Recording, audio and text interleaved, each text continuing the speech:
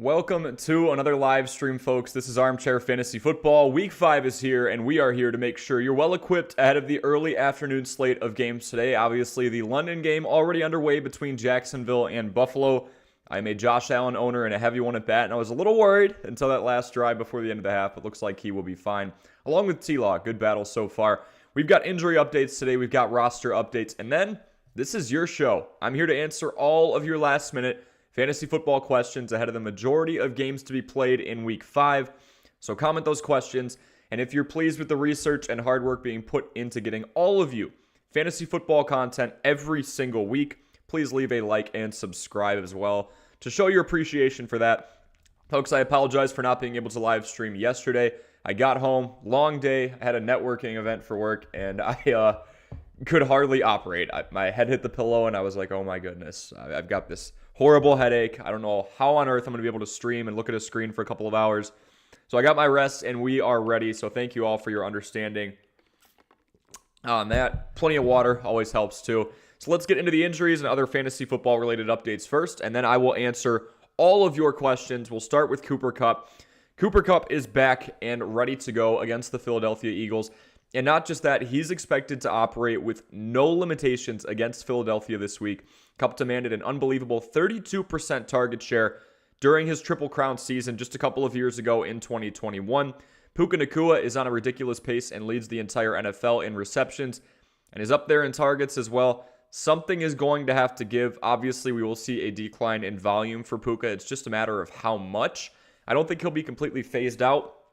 Tutu Atwell could be a different story if those guys line up on opposite ends. Derek Carr is good to go against the New England Patriots. He didn't look the sharpest last week. His most targeted receiver was Alvin Kamara, who he completed 13 passes to for just 33 yards. One of the oddest stat lines I think I've ever seen. But that is that. He has a tough opponent today as the Patriots allow the 5th least amount of fantasy points to quarterbacks. It's going to be tough for Derek Carr, especially somebody who's really been battling injury. Now, if we want to look back, the last 3 weeks, initially got hurt against the Packers, was yanked from the game. Jameis Winston comes in to replace him, and from there, he just hasn't looked the same. Saquon Barkley is not expected to play against the Miami Dolphins. Barkley's high ankle sprain looks a little more serious than we thought. Miami is expected to win this one by a lot. Game script-wise, I do see the New York Giants needing to go throw heavy. Plug-and-play options will be after the injury report. I'll kind of tell you who we should start, and yeah, here's a hint. One of them is Matt Breida, right? Still not owning a whole lot of leagues. We'll go over that in a bit more depth in a bit. Jonathan Taylor is on a snap count today against the Tennessee Titans. If you have a pair of what you believe to be top 15 to top 20 running backs, bench Jonathan Taylor. Usage-wise, he's supposed to be getting a full workload in about a month. So the Colts, after him not playing for the first month, are trying to work back to a full workload. They don't want to hurt the guy. They just made him one of the richest running backs in history, understandably so. But the Titans allowed 2.9 yards per carry. That's his opposition. That's the lowest mark in the NFL.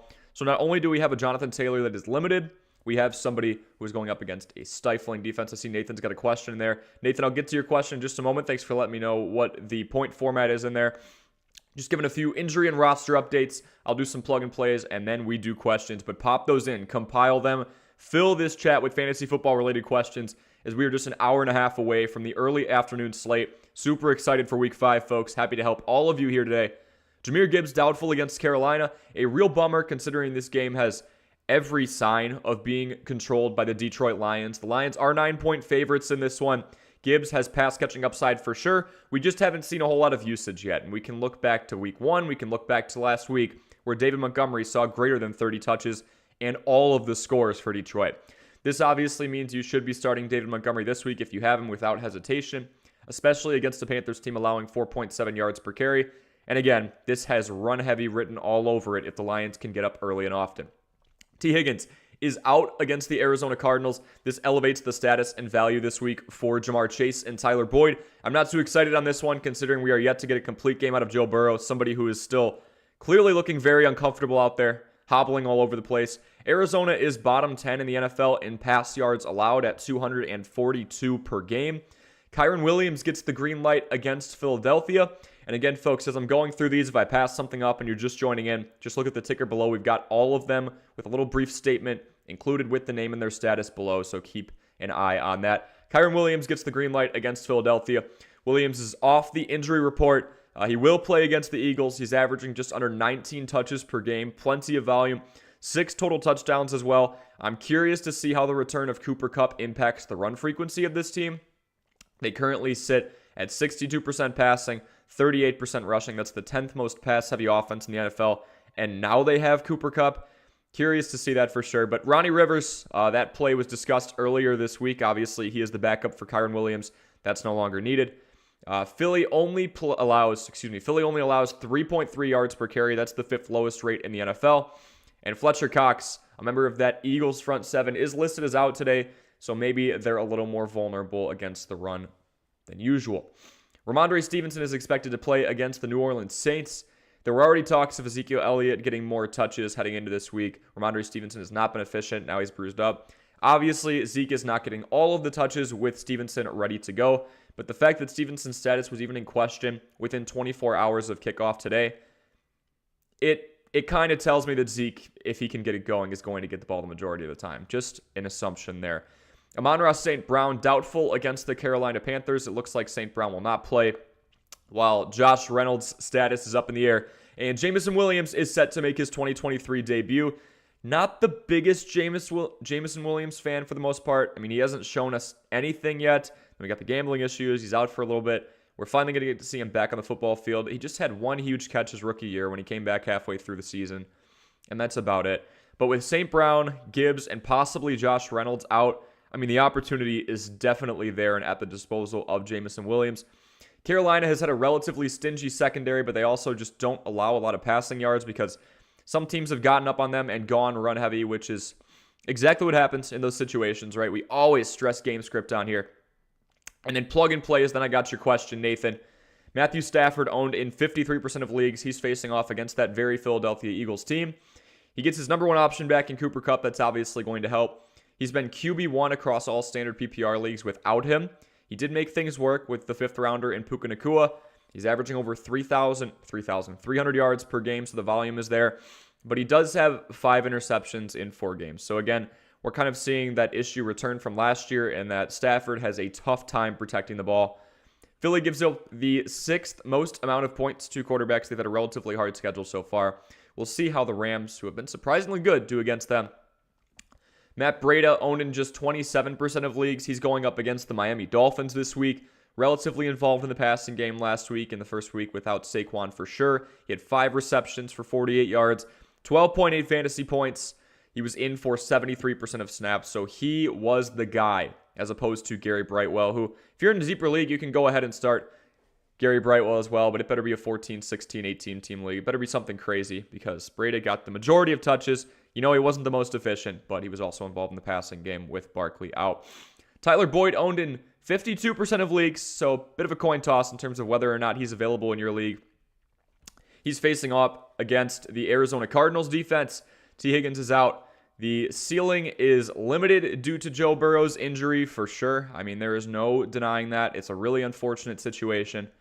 Cardinals do allow 240 passing yards per game, as mentioned before. Arizona is also middle of the pack in terms of allowing fantasy points to wide receivers. And then we have Michael Wilson, 25% ownership rate. He is going up against the Cincinnati Bengals defense. He's improved in each and every week, has a double-digit fantasy performance in each of the last 2 weeks. Cincy's secondary is a lot younger this year. 3rd most targets behind Hollywood Brown and Zach Ertz. Did want to pull this up just because there is a stark drop-off from those top 3. I mean, it is literally Zach Ertz, Hollywood Brown, Michael Wilson, and then everybody else.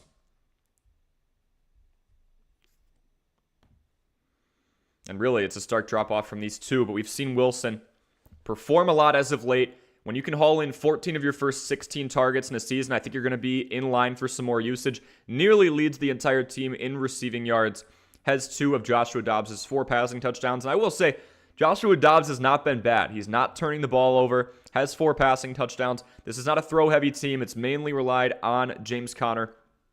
But kudos to them, right? Kudos to them. We move on from Michael Wilson. Our next option here is going to be Jonnu Smith. Jonnu Smith is definitely an interesting one. considering that we thought in Atlanta, the main guy, even though he's had his struggles, would be Kyle Pitts. But Jonnu Smith capitalizing over the course of the last 3 weeks. Don't really know what happened against Carolina in week 1. He was in for 50% of the snaps, did not see the ball, didn't even get a target. But against Green Bay, caught 4 of 6 for 47. We take those. Against Detroit, caught 5 of 8 for 37. Again, this is half-point PPR, so kind of ignore those. We take those. And then 6 of 6 for 95 yards against Jacksonville. This guy is continuing to get more and more and more involved. Pretty exciting situation, all things considered, unless you are a Kyle Pitts owner. But yeah, leading receiver on the team in terms of receiving yards. Seeing more high percentage throws than Kyle Pitts. That's why he's not catching less than half of the passes thrown in his direction, while Kyle Pitts is. The Texans, his opposition this week, allow the 15th most amount of fantasy points to tight ends. That is also middle of the pack.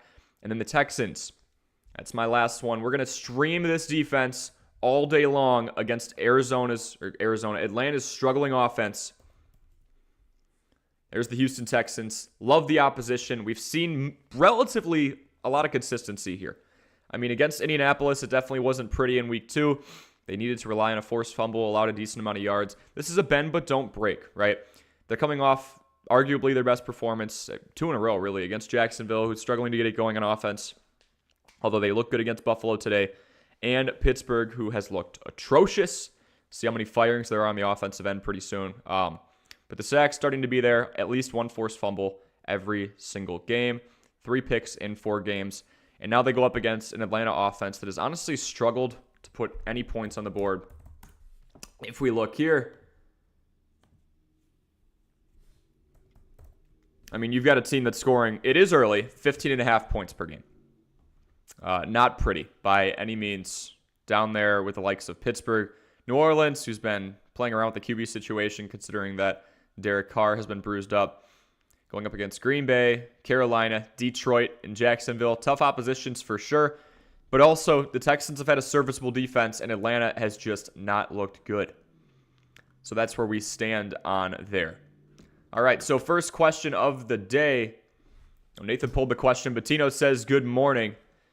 Good morning, Tino. It's a great day for London football again. It's a great day for week 5. It's a great day for a lot of things. Hopefully a great day for some of you to win your fantasy matchups. Been struggling in some of my leagues personally, but I've been getting a lot of positive feedback from you guys. So I do appreciate that. We'll keep looking through, see if there's other stream options here.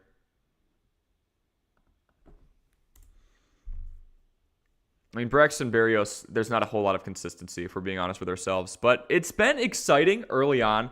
I don't think the Chase Claypool acquisition moves the needle a ton. Doesn't look like he will be playing. Berrios looks like he will be healthy. There's something to possibly explore here in extremely deep leagues. 2 of his first 4 games this year, he's seen at least 5 targets. Definitely going to be someone that's touchdown dependent. You could get the occasional fun game where maybe he goes and scores in the return game. This is a utility player, a Swiss Army knife, kind of using him like how Tavon Austin was used throughout his career. Yeah, I don't see a whole lot of reliability here, though, if we are being honest with ourselves. And we can go kind of look at the lines here, something I go over a lot in terms of just game script and understanding where the value is right now. I'm taking teams that are favored, and I'm going with their running back 1. I saw James Cook had a tough start to the day. We will see how he does throughout this stream. I'll check on the game just to kind of update you on how that impacts the market of running backs. But for example, here, Atlanta Falcons, Bijan Robinson, actually yet to have a score on the ground. 2.5 point favorites.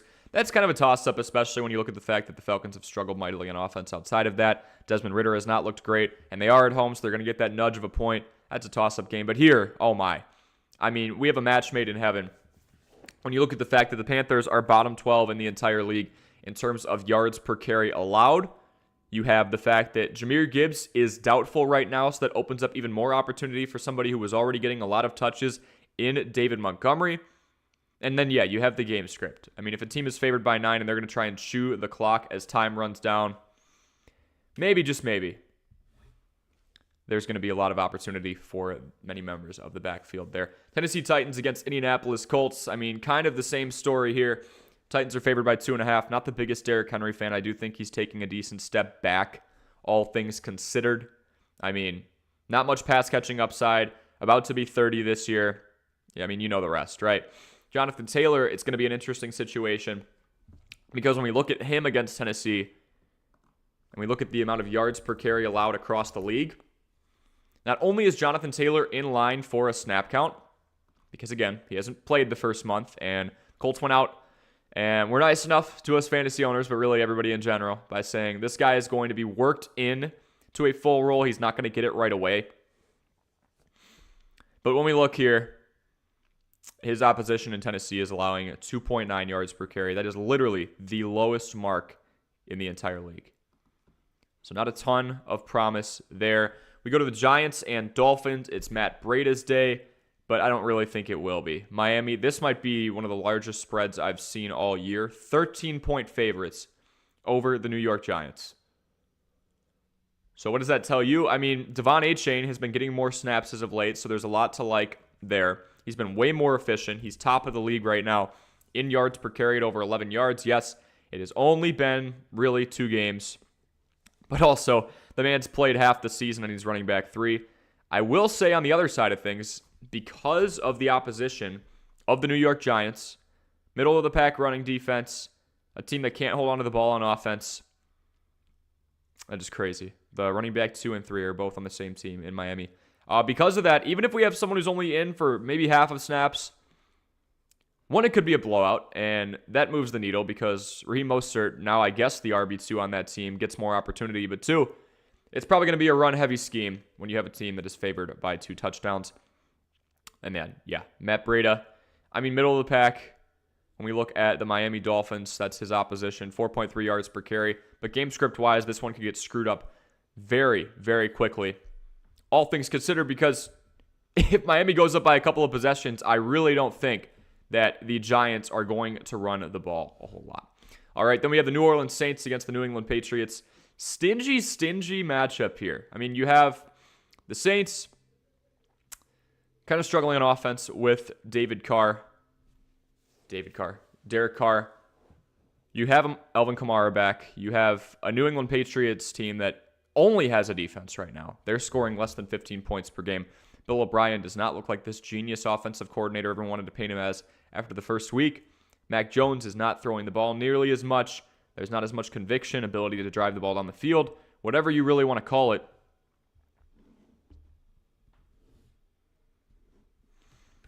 But then you go over to the New England Patriots, and we have kind of a mess there because not only is the offense not doing great, but you have a team that doesn't really know who their running back 1 is right now. I mean, Ezekiel Elliott has some opportunity here. If we look at New Orleans, they allow 4.1 yards per carry. If we look at New England, they allow 3.8. Just kind of looking at running back stuff up and down. Again, folks, got some updates for you. I will throw them in here in about 10 minutes again, but until then, just ask any fantasy football related questions you have, and I am here to answer as we are an hour 15 out from the early afternoon slate. If we go down here to the Ravens and Steelers known to have a stingy front 7 for sure. Ravens favored. The most run-heavy team in the entire league. They run the ball 55% of the time. I was looking on Underdog, and there was an over-under line of about 43.5 rushing yards for Gus Edwards. I think that's an easy over. He prevailed last week against a pretty tough rush defense. Pittsburgh, despite their reputation, actually allows teams to run all over them so far. Through 4 games, 4.7 yards per carry. Gus Edwards got a decent amount of touches last week if we look here.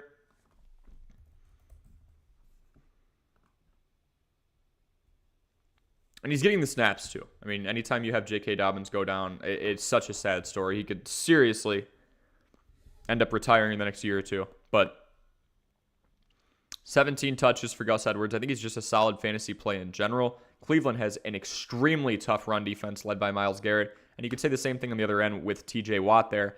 But in all honesty, you can't, because this team has been run all over so far. The offense doesn't hold on to the ball. You kind of get to see a chain reaction, in all honesty, because if the offense can't stay on the field, the defense will get tired. Cleveland allowing 3.2 yards a carry. That's exactly what Gus Edwards had here. If he wants to stick with the law of averages, right? He's done well in the other 3 games, and if he stays here and goes 4.7 yards a carry against Pittsburgh, do the math, he only needs 10 touches. He's been getting more than that when he is the lead back. Pittsburgh Steelers, things are getting interesting. I mean, Jaylen Warren, definitely not as high on him as I was at the beginning of the year from an efficient rusher standpoint, but the targets are there. The receiving involvement is consistently there. When you're getting 8.6, 6.3, 12.6, and 7.2 fantasy points just out of the receiving game alone. Again, ignore this. This is half-point PPR. I'm talking in terms of PPR, the most commonly played form. I mean, yes, he's improving a little bit in terms of his efficiency on the ground, but this guy is just supposed to hurt you out in the open. And he's on pace to blow out his receiving numbers from 2022. Jadis says, yo, should the Eagles be worried about Puka and Cooper Kupp? I think the Eagles secondary, since they're mostly healthy now, Jadis should be fine for the most part. Again, you've got a Rams team that has shocked a lot of people. They're getting an absolute game breaker back in Cooper Kupp. I think it'll be a competitive ball game. We did see them kind of slip up against the Commanders last week. Again, that's a divisional opponent, but I do think they'll be all right against the Rams. I think they're ready for them. Who you got winning, Cowboys or 49ers? I'm going 49ers. They've owned the Cowboys. Brock Purdy is now not just in there surrounded by talent. He is extremely talented, proving to possibly be in that top 10 quarterback conversation, been super efficient so far. I've got the 49ers by a few points. But yeah, so we got Jaylen Warren there. Najee Harris actually looking more efficient. Wasn't getting a whole lot of touches to begin the season. Is starting to see more now. Was kind of worried through a couple of weeks. But then we get 19 for 65, 14 for 71. I mean, these are performances, even 6 for 31 against a really tough front seven in San Francisco. These are performances we didn't really see a whole lot of with Najee Harris, and the fact that we are is good news for Najee Harris owners. Somebody who's failed to hit 4 yards per carry in his first couple of seasons. Steelers kind of tempered him, didn't give him the ball as much. He's not at all involved in the receiving game, which is very notable from a PPR perspective. Was limited Friday with a hamstring injury, so does that mean Jaylen Warren's going to get the ball more? We'll have to see. But where he's more efficient on the ground, he's not as efficient through the air. And that kind of worries me. For somebody who has been in the top 10 conversation for fantasy points. Obviously, now this means he's more of a half PPR guy. This means he's more of a standard guy with the lack of receiving involvement. But all things considered, he is more involved on the ground. Jadis says Eagles are 27th in stopping the passing, so that worries me a little. Jadis, that's true, but they have had a couple of games without Reed Blankenship. They've been missing some guys out in the secondary. I think it's going to be a tough game. I mean, Matthew Stafford is throwing for over 300 yards per game, so I don't think it's going to be easy by any means. I think we could be in line for a shootout. There's the Najee Harris situation with the AFC North matchup between the Baltimore Ravens and Pittsburgh Steelers. Next, we've got the Eagles and Rams, as Jadis is talking about here. Two teams that, honestly, I don't think the Eagles have shocked anybody, but the Rams definitely have. Two teams firing on all cylinders right now. I think they're playing some of their best football. The Eagles look shaky in the first couple of weeks, but favored by 4 points. DeAndre Swift has been a volume monster, and there we are. I mean, we could be in line for a shootout for sure when you have an over-under for total points of 50.5. DeAndre Swift, volume monster, could honestly finish as a top 5 running back when you consider that he's running back 10 right now, and he's going up. I mean, he's coming off of a week 1 where he didn't get any action. I don't know why his stats aren't loading here. Jade is saying, I think Eagles 37-26 or 35-29. I think a touchdown's fair. This can be a high-scoring game. It definitely can. I would hit the over on 50.5 total points. Swift's stats are not loading. Now they are. I mean, the fact that DeAndre Swift is running back 10 when he got literally no usage in the first week. 29% of snaps is what he was in for. 1 attempt for 3 yards. But now we've got a guy who's consistently, and again, it's going to be a running back by committee approach across the board, unless you have a very, very rare scenario like last year with Jonathan Taylor, or 2 years ago with Jonathan Taylor, when you have the Derrick Henry prototype, where it's just an all-purpose back with no competition. The Eagles are not that, because you also have somebody who's consistently, year in and year out, top 5 across the league in terms of quarterback rushes in Jalen Hurts. But all things considered, we've got somebody with a lot of upside and somebody who is not touchdown reliant. When you consider the fact that DeAndre Swift got little to no usage in week 1, has 2 touchdowns through the last 3 weeks, so definitely not extremely reliant, all things considered, and doesn't really have to rely on volume, as we see here, to have a good fantasy performance because he is averaging over 6 yards per carry in a small sample size. I'm excited. I'm excited against the Rams. It's going to be a high-scoring matchup. If the Eagles can get out ahead, again, we look at game script. They are 4-point favorites against the Rams team that has shocked some people, but definitely is not perfect by any means. They also allow 4.4 yards per carry. I mean, I put it in my running back rankings video for this week. DeAndre Swift is one of my favorite plays. His best game was against the Vikings for Swift.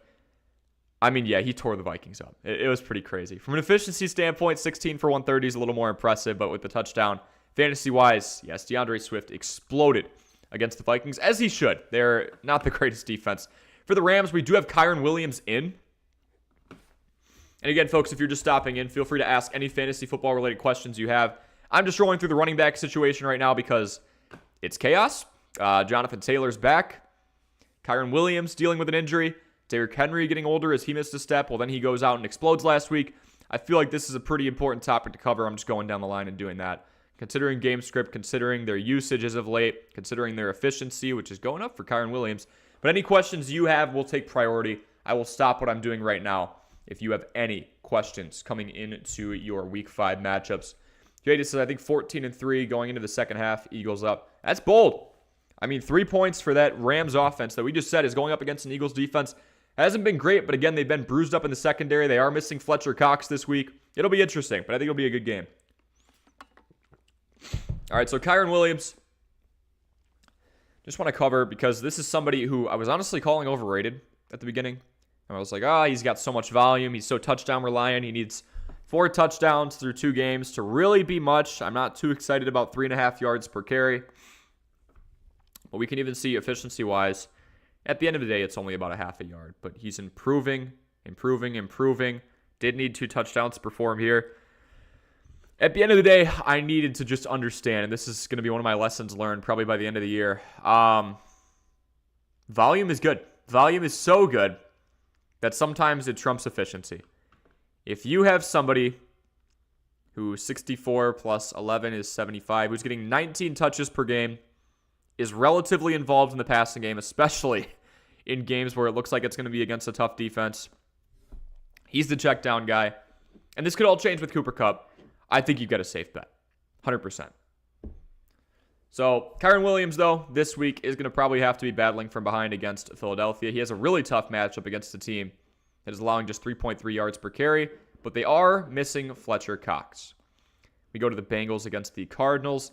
Jadis says, why do you think they got rid of DeAndre Swift for the Lions? I know they drafted Jahmyr Gibbs, but he's barely doing anything. Why would you trade them away? Swift, do you think their O-line sucks? No, I don't think their O-line sucks. They've got Frank Ragnow. They've got Penei Sewell. 2 phenomenal picks and acquisitions overall. I think they did it to have a cheaper backfield. They did go out and spend $6 million a year on David Montgomery. And then go out and draft somebody. So the rookie contract's going to be relatively expensive. Anytime you take someone, I believe he was picked 12th overall in Jahmyr Gibbs. But DeAndre Swift was going to be expensive in the long run. Jamal Williams was going to be very expensive after having 17 touchdowns on the ground. And he really wasn't that efficient. He was averaging right at 4 yards a carry. It wasn't bad, but he was that bruiser back.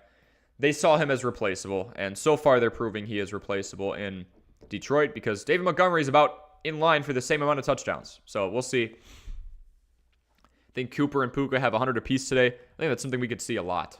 I really don't think just because Cooper Kupp's in town, that means Puka Nakua's career is over as a high-usage receiver. I really don't. We'll move on down the line here. Bengals, Cardinals. Kind of shocked to see the Bengals favored by 3 points, if we're being honest with ourselves. Cardinals have looked okay. Joshua Dobbs yet to throw an interception. Not the most exciting team in the world by any means. But running the ball very efficiently. 5.3 yards per carry. Dobbs completing 71% of his passes.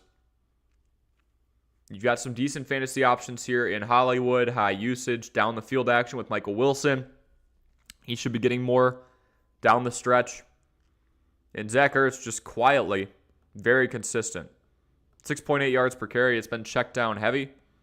He's catching the majority of his passes. So we're feeling good about that. James Conner, if we look at the running back situation, I think this team could honestly go in, especially considering they are at home, and beat a bruised-up Bengals team. I really do.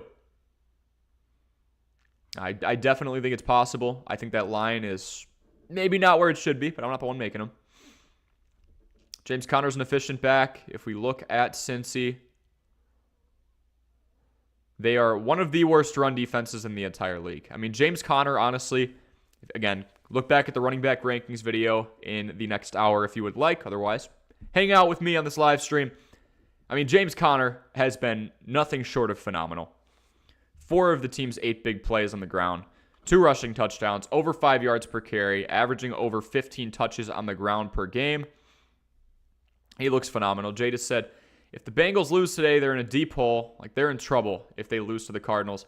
Oh, yeah. AFC North, pretty competitive, but the Bengals have ruled it the last 2 years. The Ravens look like a top 10 football team easily. The Steelers look horrible, and the Browns are somewhere in the middle. But right now, the Bengals look like they could be the second or third place team.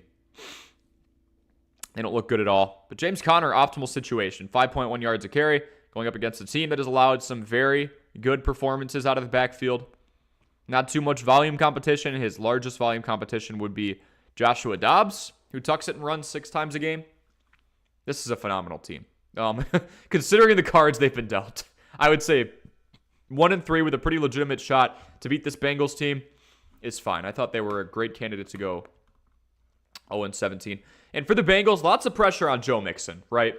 Joe Burrow not looking the best by any means. Bruised up, calf injury, the whole 9 yards. But, yeah. So, Joe Mixon going up against the Cardinals. Now, if this game script does work out how the odds makers are predicting, we completely shift our argument and say, hey, Joe Mixon is in line to be on a team that's going to be up. He's going up against Cardinals team that's middle of the pack, towards the bottom third, in terms of how many yards per carry they're giving up. Maybe we roll that direction. But, not the most exciting game for sure. You got Brian in here. Good to see you, man. Josh Jacobs versus Jacoby Myers for a flex PPR. All right, so Jacoby Myers, only real blemish on his card right now is the 1 week he was out due to injury. And actually, we'll do this. We will get him up here. We'll get Raiders target usage here. Good to see you, Brian. Hope you're doing well, man. You got to let me know. How are you doing in our league? I'm 2-2 in there right now. You whooped my butt a couple weeks ago. But how is your team doing there?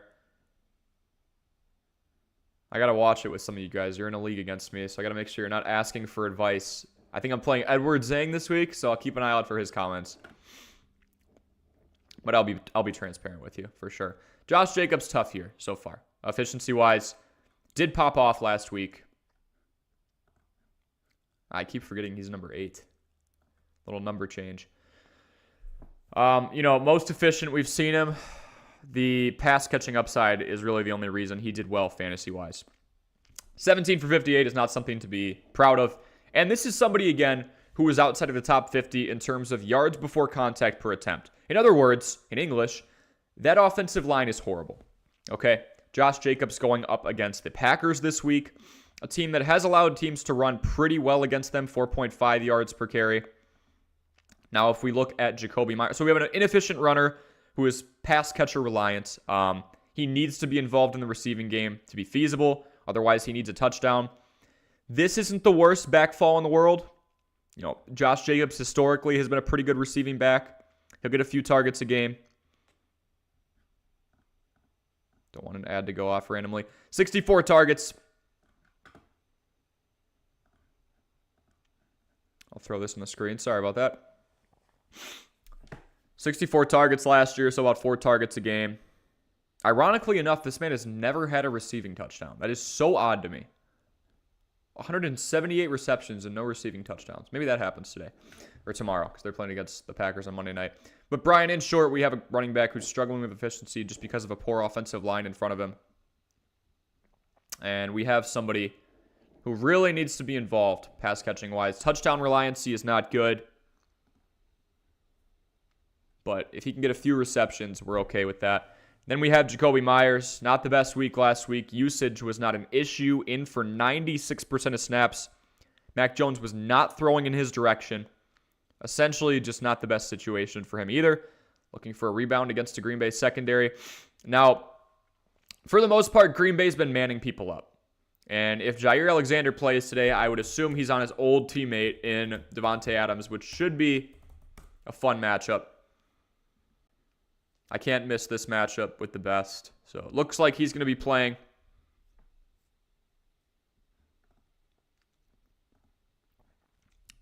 Meaning, if Jimmy Garoppolo has any sense and sees that Jair is by any means locking up Davante Adams, or maybe he'll target him more, who knows.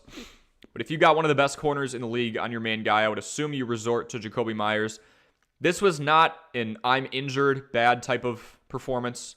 I don't think injury was hindering his performance by any means, because he came back against Pittsburgh and did this. PPR against Green Bay.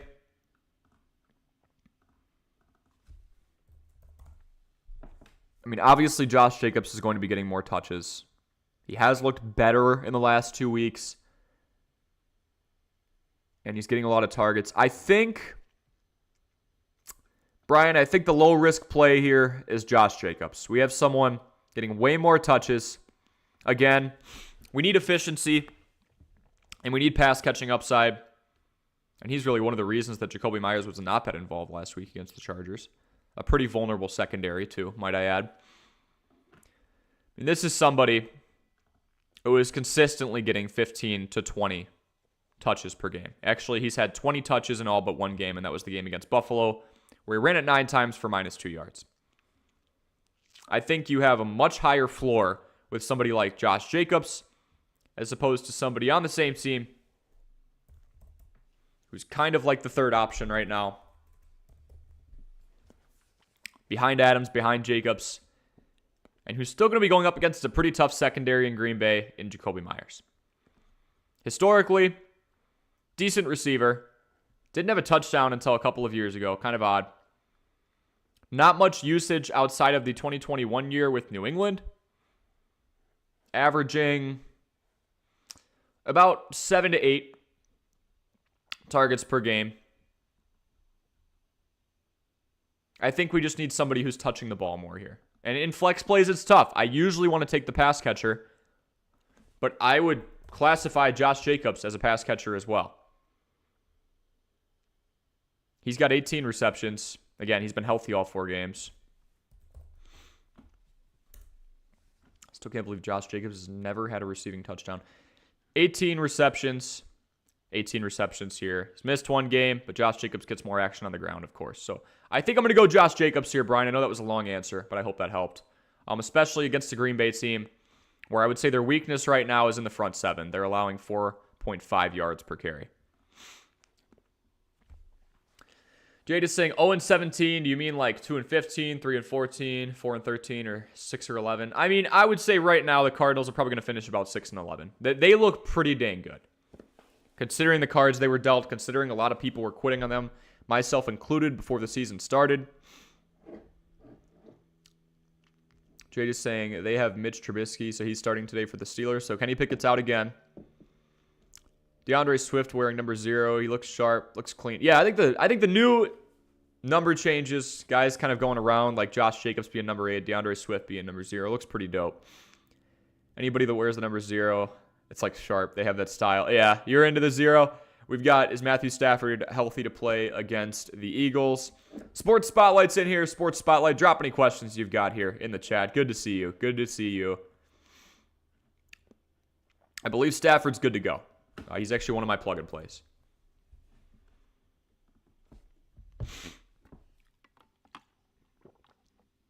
Yeah, he'll be good.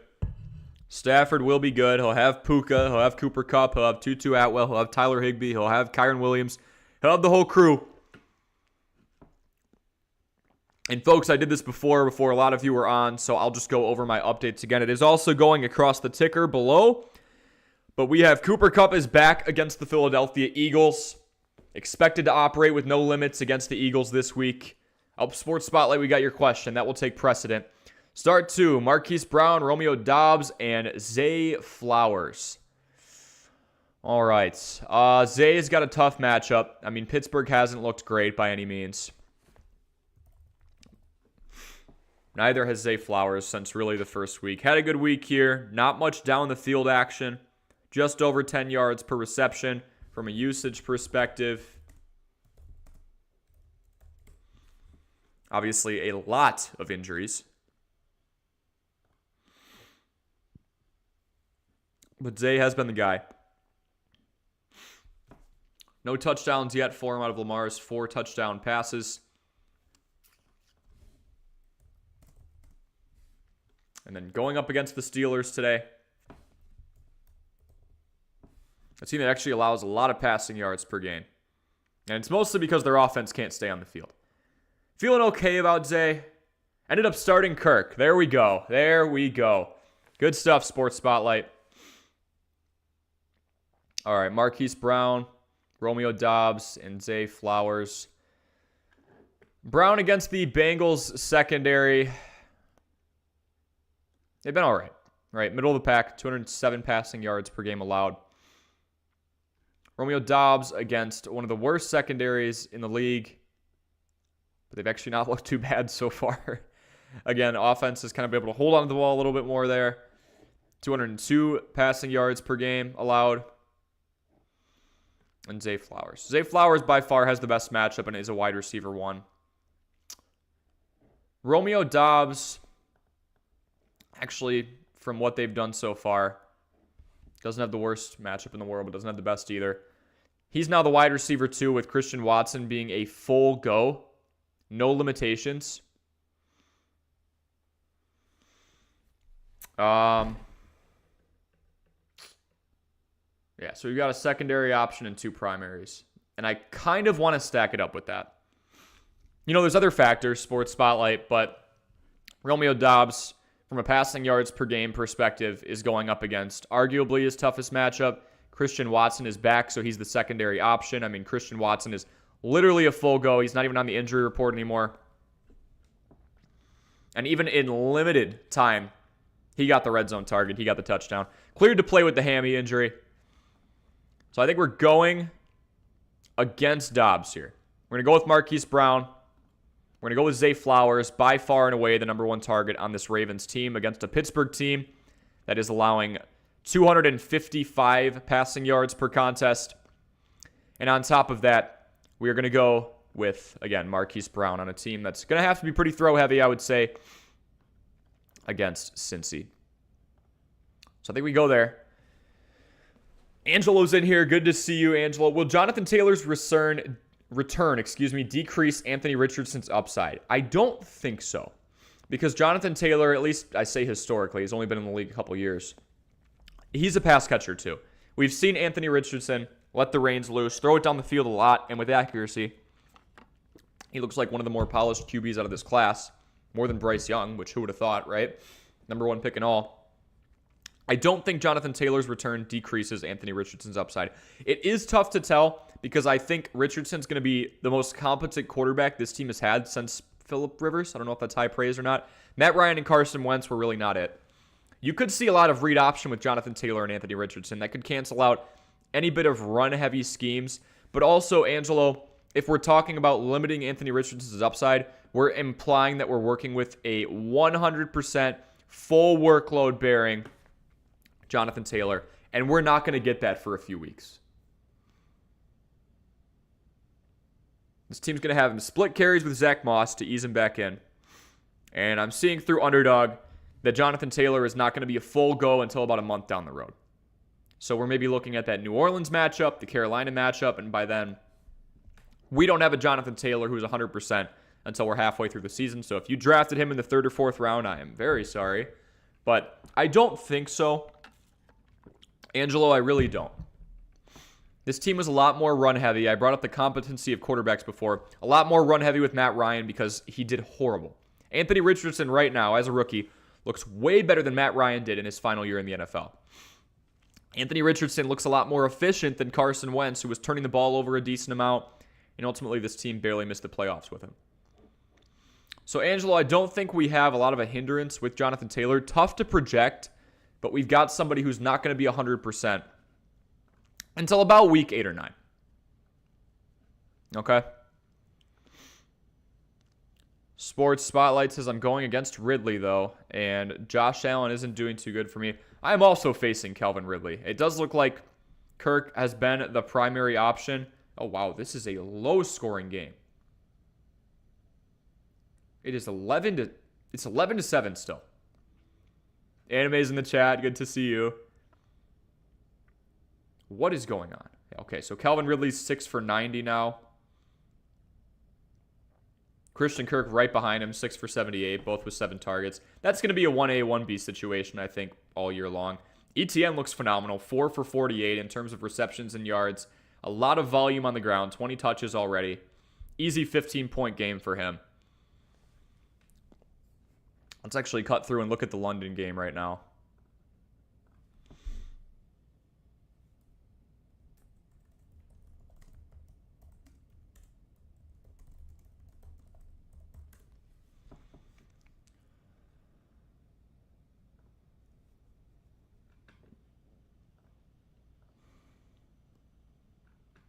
Trevor Lawrence, somebody who hasn't gotten off to the best start. I would say, I don't do a whole lot of trades with quarterbacks. I think if you can get anybody in the top 15, there's not going to be much of a separation outside of like your Josh Allen, your Jalen Hurts.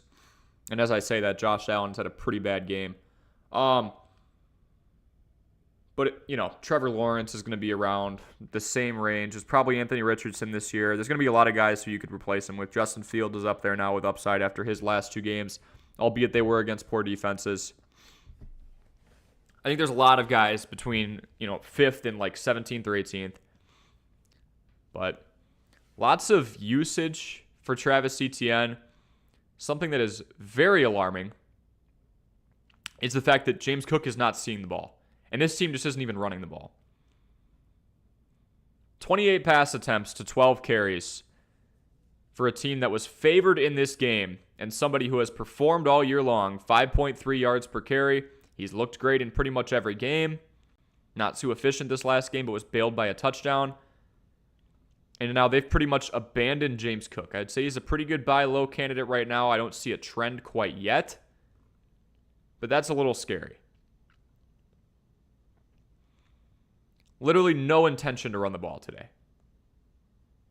And they haven't had much success, but wow. That's bad news. Just threw a bomb to Christian Kirk, but it was pass interference. Christian Kirk looks like the volume guy. Not just looking here, but looking at the Jaguars all season. Christian Kirk's got the most. Calvin Ridley's actually the 3rd option right now. Travis Etienne looks like a phenomenal 2-way back. Just from a volume perspective. I mean, profile-wise, it makes sense. Ridley's always been a deep ball, take your shot type of guy. Christian Kirk will run a crossover with him once in a while, but mostly he's going to catch those balls underneath. He'll get the occasional look down the field, but that's why we see the lower catch percentage for somebody like Calvin Ridley, and so far less usage. We also have someone in Christian Kirk who is now going into his 2nd year on this team and is tied to a lot more money. There's a heavier investment with him. ETN continues to eat. Yeah, so that's how that's going. That James Cook thing is not a great sign at all, because you've got a running back who was elevated to the number 1 spot. I was pretty high on him, all things considered. I will say I'm kind of salty about that. On a team that should win 11, 12, 13 games. Sports Spotlight saying maybe it's good I traded James Cook away. You probably traded him high if this keeps up, because we're starting to see Latavius Murray and Damian Harris get used more and more. Not too good for my teams, but that's all right. Would you rather have David Njoku, Logan Thomas, or Luke Musgrave as your 2nd tight end? Beginning of the year, I would have said Njoku.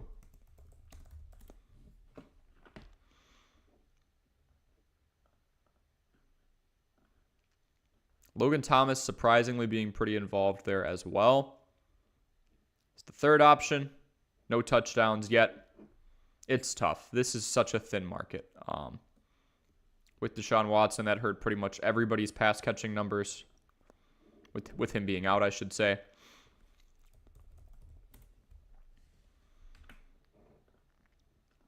We've got somebody in Musgrave who was being used a decent amount the first couple of weeks. Obviously went down with that concussion, so wasn't really involved here. Looks like, all things considered, he'll be used a lot, but this is pre-Christian Watson and Aaron Jones being back. So we really need to wait another week to fully gauge his value.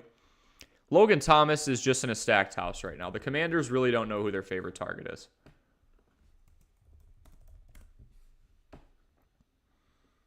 At all. I mean, you've got 4 different guys with over 20 targets, and Antonio Gibson's knocking on the door of 20. Logan Thomas there at 25. Samuel, Dotson.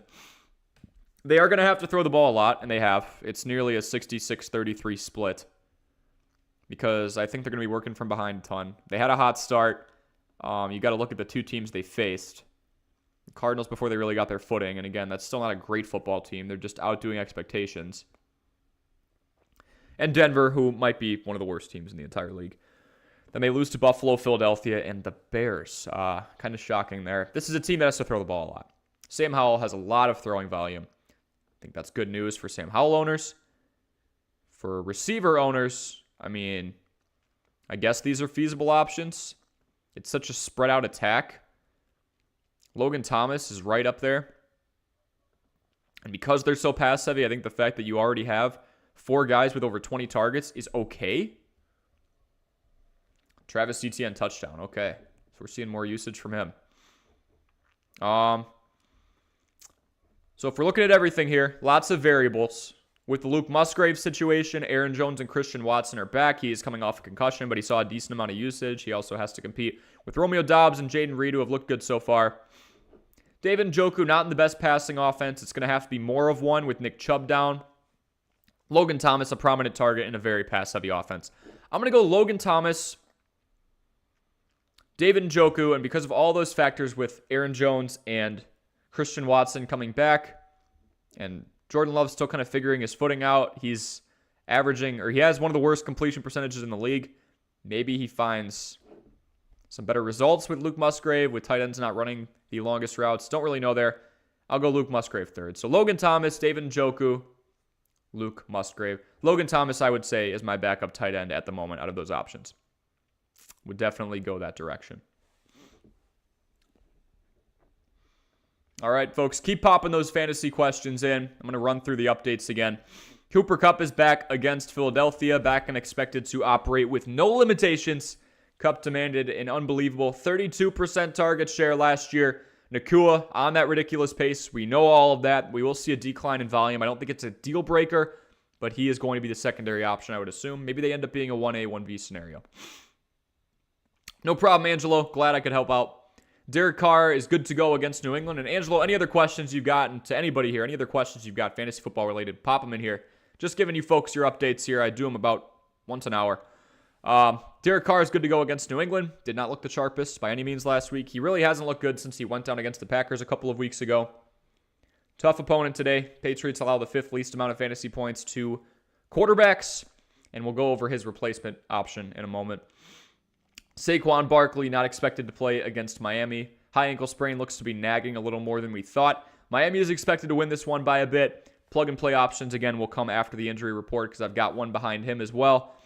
Jonathan Taylor's on a snap count against Tennessee. Just had a question from Angelo about Jonathan Taylor's return decreasing Anthony Richardson's fantasy upside. Because of this, I don't think it will, at least in the short run. He's going to be worked in to this offense. His usage is expected to rise over the course of the next month, but he won't be full go, entire RB1 workload for Jonathan Taylor until about a month from now. Titans, his opposition today, along with that snap count, allowed just 2.9 yards per carry. That's the lowest mark in the NFL. Jahmyr Gibbs is doubtful against Carolina. Real bummer because everything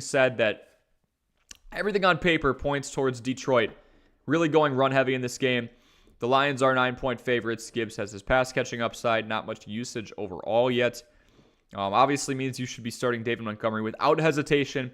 Already a high usage back, and now with Gibbs likely not playing against the Panthers team allowing 4.7 yards per carry, and on a team that's a 9-point favorite, you're going to run the ball a lot. T. Higgins is out against Arizona. This elevates the status of Jamar Chase and Tyler Boyd. Not too excited on this one overall because we are yet to get a complete game out of Burrow. So while I say it's going to elevate the status and value for fantasy of Jamar Chase and Tyler Boyd, how much will it really with Joe Burrow hobbling around out there? Arizona is bottom 10 in the NFL in pass yards allowed at 242 a game. So there is that. There is a bright side, glass half full, if you will. Kyren Williams is getting the green light against Philadelphia. He's off the injury report. He's playing against the Eagles. He is averaging about 19 touches per game, 6 total touchdowns so far. Very promising from a usage perspective. Curious to see how the return of Cooper Kupp is going to impact him. Run frequency-wise, this is already a pass-heavy team, right? The Los Angeles Rams throw the ball 62% of the time. 10th most pass-heavy team in the NFL through 4 weeks. Ronnie Rivers, that play was discussed earlier this week. Should Kyren Williams be out? Completely forget about it now. Philly only allows 3.3 yards a carry. That's Kyren Williams' opposition this week. That's the 5th lowest mark in the NFL, so watch it there. Fletcher Cox, consider this, is out today. So maybe the front 7 is just a little more vulnerable with the 32-year-old being down. Ramondre Stevenson is expected to play against the Saints. There's already talks of Ezekiel Elliott getting more touches heading into last week. Obviously, he won't get all the touches, but the fact that Stevenson's status was in question about 24 hours before kickoff today means I think if Zeke can get it going, why would he not get more touches? And Amon-Ra St. Brown, doubtful against Carolina, while Josh Reynolds' status is up in the air, and Jamison Williams is in. Set to make his 2023 debut. All right. Got another question here. Henry Vincent, good to see you on this fine Sunday morning. Puka or Garrett Wilson in the flex full PPR? Tough. Because actually, I don't think it's that tough. I take that back. Puka obviously has Cooper Kupp coming in with no limitations at all. A 100% full and ready to go Cooper Kupp. And he's going up against the Philadelphia team that, yes, has allowed a decent amount of, I don't know what I just clicked on. Decent amount of passing yards per game. Not looking as stingy as they have in the past. But Reed Blankenship has been down. It's been a bruised up secondary in general. So you got volume competition and still what I believe to be a pretty tough secondary now that they are healthy. And then on the other end of things, you have Garrett Wilson going up against a Broncos secondary that is horrible. They almost lost to the Bears, and then the Commanders one-upped them and did lose to the Bears. Zach Wilson actually looked really good last week. And the primary guy with literally no questions is the talented Garrett Wilson. From a usage perspective, it's him against a horrible secondary, allowing 286 yards per contest. You've got a guy demanding about 30% of targets at the moment. If we stack him up against the rest of the league's wide receivers, I guarantee you he is among the best in that category in terms of how many targets is this guy commanding relative to the rest of his team. How much of a primary option really is he? 1 second, sorry.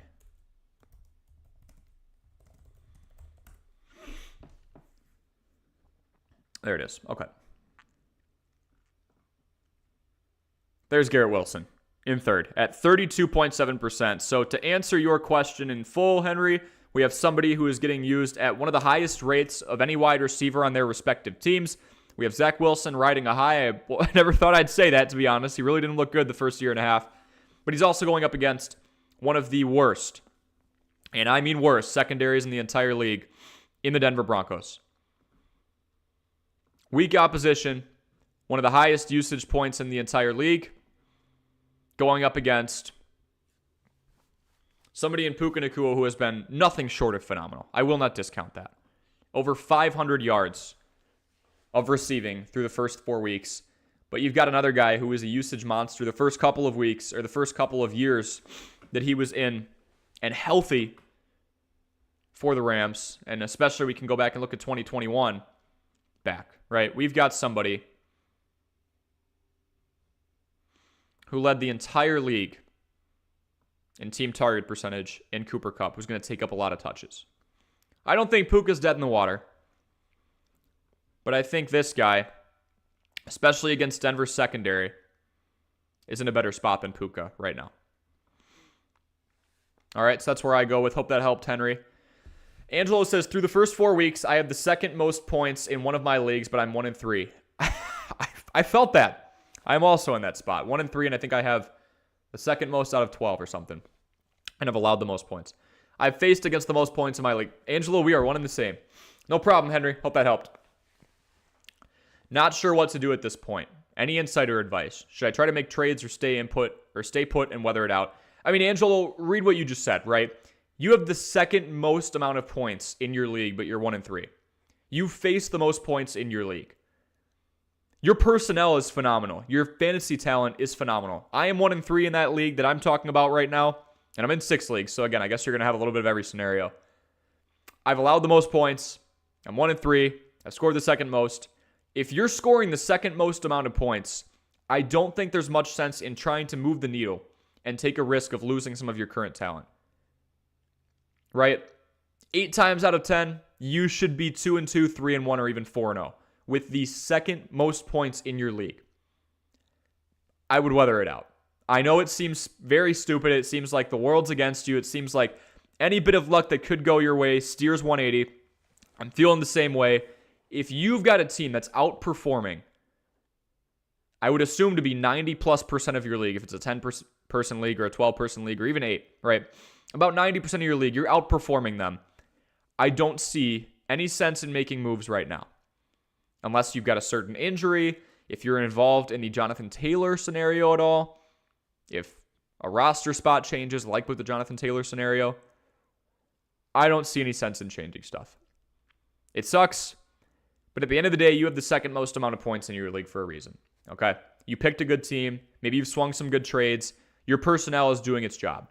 You are just facing the best competition. That's the only factor. It's not about how you're doing. It's about the fact that so far, almost every week that you've matched up with somebody, they've done just a bit better, while the rest of the league has done worse. That is just bad luck, my friend. It's horrible. That's probably not the answer you're looking for, to just stay put, but I would seriously weather it out if you have the second most amount of points scored in your league. I can even show you my situation here right now. I'm staying put. This is my 1-3 team. If we look at standings,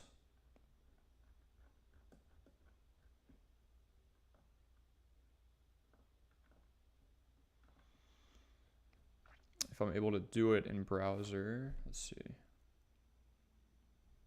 Gabe Davis touchdown. All right. All right.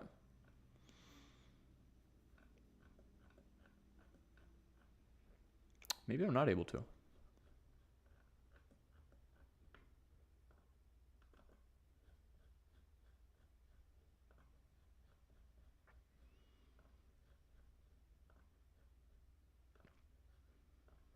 I guess I've never tried to check standings in browser. Okay, well, yeah, Angelo, I would stay put.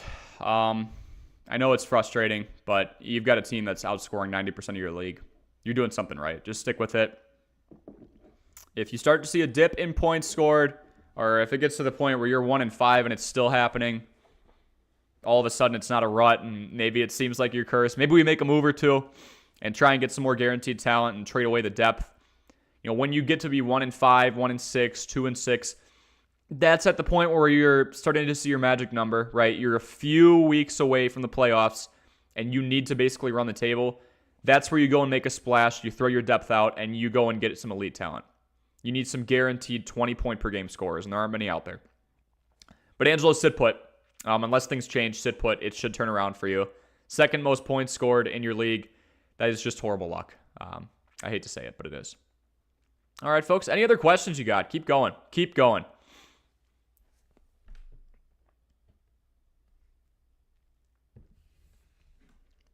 All right, let's see what we got here. I'm in the same spot, though, my friend. I feel you. I'm putting up, this is a different point format. Not even, it's just, it's a bigger league. I'm putting up about 140 a week. And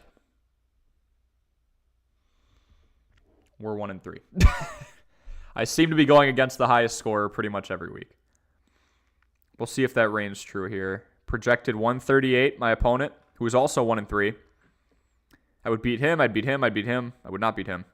Beat him, I'd beat him. So, again, I am facing what is projected to be one of the highest scorers. It's just how the cookie crumbles. You just got to take it in stride. Angela says, yeah, thinking of staying put. I'm projected the most again this week, so hopefully it finally works out. Yeah. If injuries happen, if roster changes happen, and let's say you had Zach Moss and you got to deal and untap some, other phenomenal talent because Jonathan Taylor's going to take his spot soon, then maybe we make some moves. But if the situation stays the same in terms of your guys being healthy, being the option that they are on their team right now, and nothing goes haywire, I say stick with it. I really do. I think you'll be all right. I really do.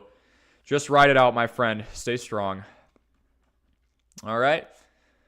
Some plug-and-play options I was going to go over again real quick. We do have Matthew Stafford against the Philadelphia Eagles. Gets his number one option back in Cooper Kupp. Can go diving for that. You can see the ownership rate is all the way up to 53%. You got somebody who's throwing for volume, and that's what you want to see if they are not throwing for touchdowns. 300 plus, 300 plus, 300 plus, touchdown, touchdown, touchdown. His huge issue is turnovers. I mean, the guy, if we can wipe away a couple of those interceptions, is probably a fringe top 10 quarterback. But Puka Nacua has been phenomenal. He's made him look good. And obviously, all credit to Nacua as well. And now he gets Cooper Kupp back. Philly does give up the sixth most amount of points to quarterbacks. Matt Breida's up next. Owned in just 27% of leagues. Saquon looks like he's going to be out. So why would you not take a chance on somebody who's only owned in 26% of leagues and is pretty involved pass-catching-wise? Only 28 years old. Could have sworn he was older because he did have some days with San Francisco as well. Feels like that was forever ago, but apparently it wasn't. Not too efficient on the ground in that last game. Tough matchup against Seattle. The offense just wasn't moving at all. This is starting to become an offense I want no part of unless you have Saquon Barkley. Really is. Sad to say. Tyler Boyd, owned in 52% of leagues going up against Arizona. We talked about T. Higgins being out at least this game. In the flex conversation, I would have to agree. 8 targets, 9 targets, 7 targets. Even as a wide receiver 3 on a team when T. Higgins isn't here. Tyler Boyd's a feasible pickup. Kind of shocked he's owned in less than 60% of leagues. That mark's gone up in the last hour. He's up to 59%. Goes up against an Arizona team that is middle of the pack with allowing fantasy points to wide receivers, but they do allow 240 passing yards per game, bottom third in the league. His ceiling is going to be limited due to Joe Burrow's injury. I fully understand that, but I think it's still a decent plug and play. And speaking of plug and plays, we've got somebody who has gotten better week after week after week. Michael Wilson, somebody on a team that's going to have to go pass heavy in the Cardinals. Somebody on a team that's gotten him involved more and more. 2 receptions for 86 yards a couple of weeks ago against the Dallas team that's been pretty tough on all fronts. Then against San Francisco, 2 of the toughest matchups in the league, and I'd say he weathered the storm pretty well. Got some more volume here. He's hauled in all but 2 targets dating back to the first week. That's when he missed 2. Very reliable option up against, honestly, one of the easier defenses he's going to play so far this year in Cincinnati. They're not scrubs by any means, but San Francisco and Dallas, those are tall tasks to face for oppositions, especially from a fantasy perspective. Owned now in 52% of leagues. This has gone up a lot, I'm sure, in the last hour or so, as people hit the panic button, realize somebody's questionable, and go look for other options.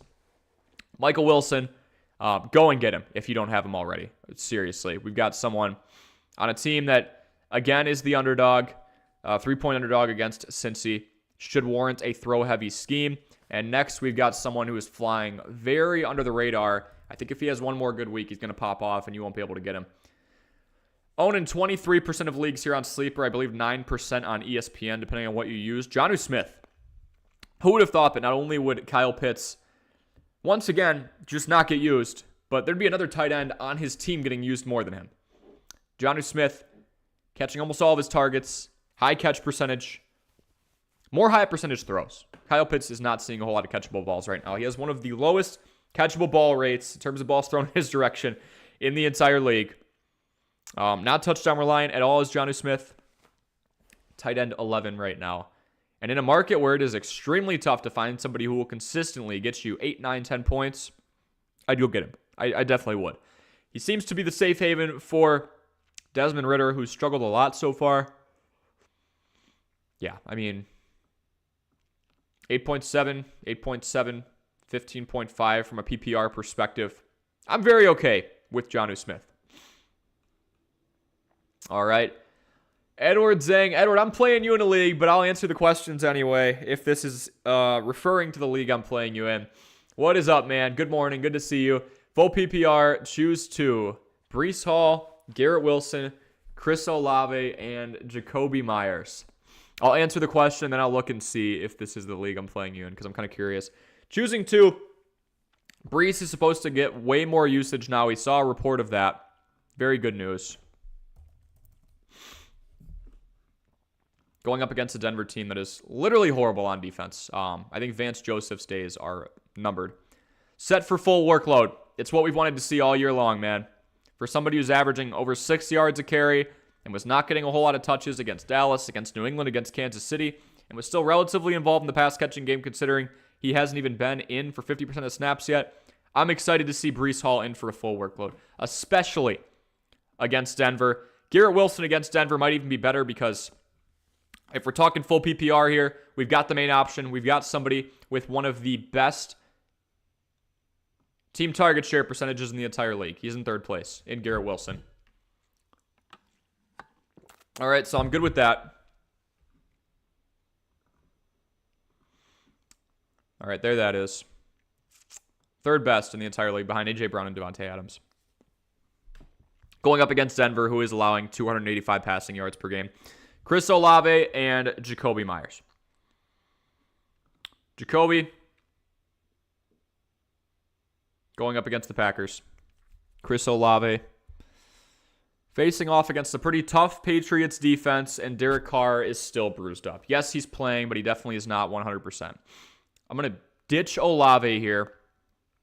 Garrett Wilson against one of the worst secondaries in the league when he has one of the best team target shares. I'm going to put Wilson in. So we're between Breece and Jacoby. I think with Breece Hall getting the full workload, we go Garrett Wilson and Breece Hall. ETN. Did he get another touchdown? Holy cow. Holy cow. I'm an ETN owner. I am very okay with that. Sorry, folks. 1 second. Woo! All right.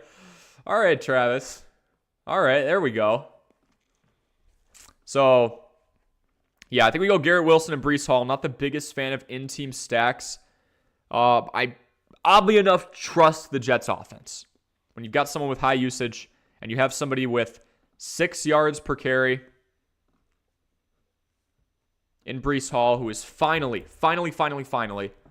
getting a full role. I know it's been 4 weeks. I know they're trying to work him back in from the ACL injury. I think we go Breece Hall and Garrett Wilson. Now I'm curious, Edward, is this in the league against me? We'll find out. If I just helped you or not. I'm facing ETN in this league, aren't I? Let's find out. There's an ad. But yeah, hope you folks are doing well. We've got about 15 minutes before kickoff starts. All of a sudden, the Jags and Bills are scoring. It was 11-7 going into the fourth. It is now 25-13. Josh Allen looking good again.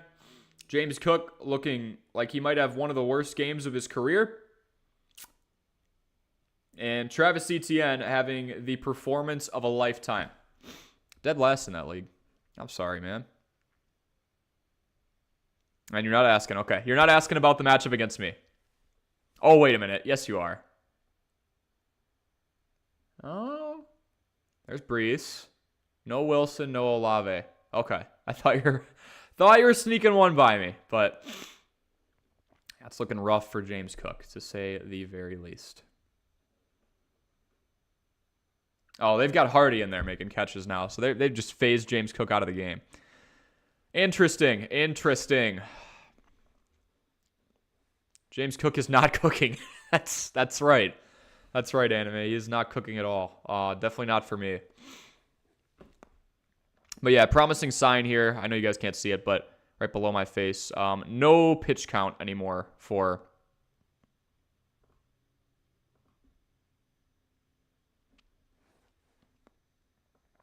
There.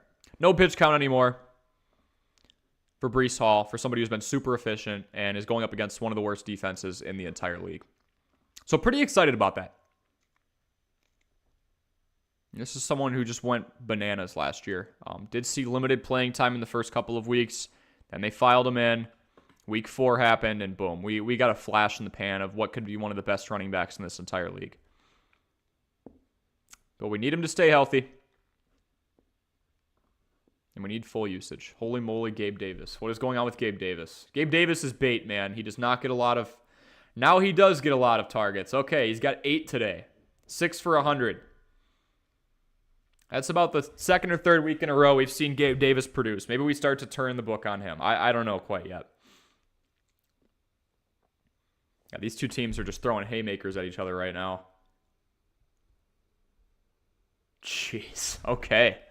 Happy freaking Sunday.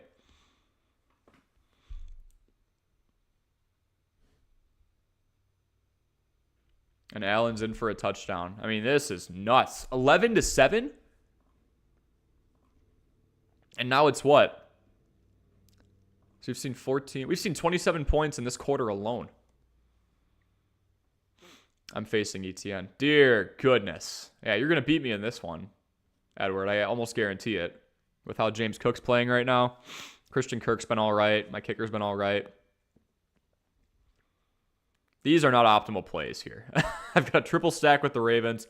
Actually, that could be okay against Pittsburgh. One of the worst offenses in the league right now. We will have to see. What a start.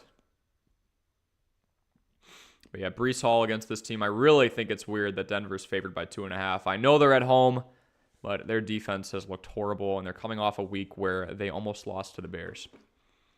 If you like fantasy points, watch this matchup. I think Jeddah does phenomenal. This team's going to be working from behind. Kind of shocked the Chiefs are only 3.5-point favorites, even though it is against Minnesota. I mean, yeah, Justin Jefferson, you just have your fun. All right, just have your fun. One of the most pass-heavy offenses in the entire league.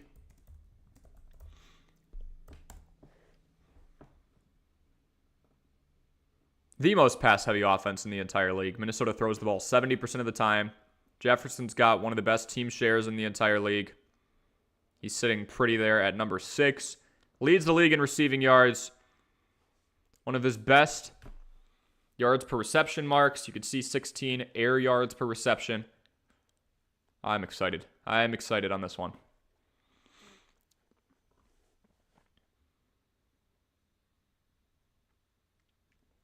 Edward said, I really didn't believe in your strategy in taking the worst player possible. Somehow it's working. Hey, we're treading. We're treading. We're doing all right. Dustin Trong says, Watson or Flowers? Christian Watson or Zay Flowers? I'm going to go with Zay Flowers. They're both clear-cut wide receiver ones, but going up against a team in Pittsburgh that is allowing over 285. Nope, sorry, that's the wrong one. 255 passing yards per contest. We've got Las Vegas being a little more stingy. Interested to see how much Jordan Love uses him. But even in his first week back,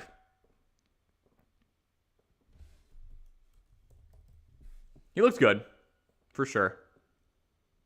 46% of snaps. We project this. If we want to play the doubles game, he would have had 4 receptions for 50-ish yards and a touchdown. Definitely not anything to scoff at. But we've got somebody who's been a pretty good model of consistency in Zay Flowers, going up against a team that not only has a horrible defense in the secondary right now, despite their usual reputation. The Steelers are always a pretty solid defensive team. But it's an offense that can't keep the ball. They can't stay on the field. And as a result, that defense is going to get tired. Zay Flowers, not touchdown reliant really at all, but he's been pretty solid for the most part. I think we go Zay Flowers. All right, folks. Just about 10 minutes to kick off. I think we call it there. Thank you so much for joining this stream. If you appreciate any of the advice, any of the research I did for you ahead of this, what is probably going to be a crazy week 5, judging by the fact the Bears already won a game, and after not scoring for the first 3 quarters pretty much, the Bills and Jags are just throwing haymakers. I hope you have a wonderful day. Any last-second questions you have, even ahead of the 3:25 slate, the 7:15 slate, I'm talking Central Time here, or ahead of Monday tomorrow, please ask me questions. I am constantly, around the clock, checking my comment section, but thank you so much for joining. Again, drop any of those questions that you have in the comment section below. Like and subscribe if this stream helped you out, and we will see you in the next one.